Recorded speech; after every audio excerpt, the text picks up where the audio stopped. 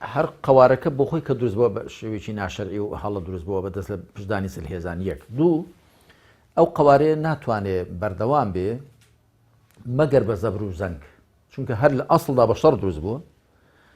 و واش پێدەچێ کە ئەمریکا و ئەوروپا و ئەو وڵاتانی کە لە پشت جوولەکەەوە وەستاون کاریان پێی هەبێت،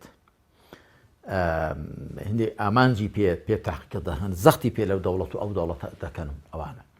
ئەوەی لەم ڕۆژانەدا ڕوویدا کە لە 25 ڕەمەزانەوە دەستی پێکرد، بەڕاستی شتێکی زۆر نامەنتیقی بوو، نالۆژیکی بوو کە لە مانگی ڕەمەزان دەکە مانگی تەراویح و قورئان خوێندن و تاعەت و عیبادەتە،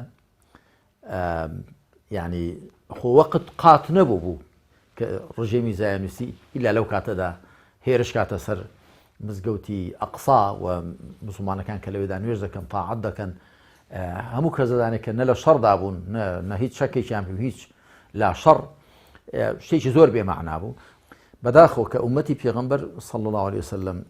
لە ڕووی سیاسی و لێک هەڵوەشاوە و بێسەر و ساحەبە، ئەگەر نا جوولەکە چەند ملیۆن جوولەکەیەک جورئەتی ئەوان نەدەکرد، هەر ئەسڵەن قەوارەی زیانی لەوێ بنیاد بنێن و دوای کە قەوارەکەشیان دروست کردو ئاوا لە خەڵکی فەڵەستین بکەن. بەڵام ئەوە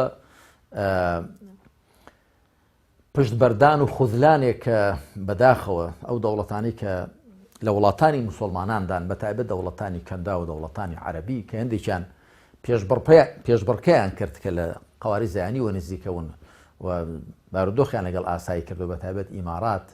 و بەحرەین و سوودانیش تا ڕادەیەک، ئەوانە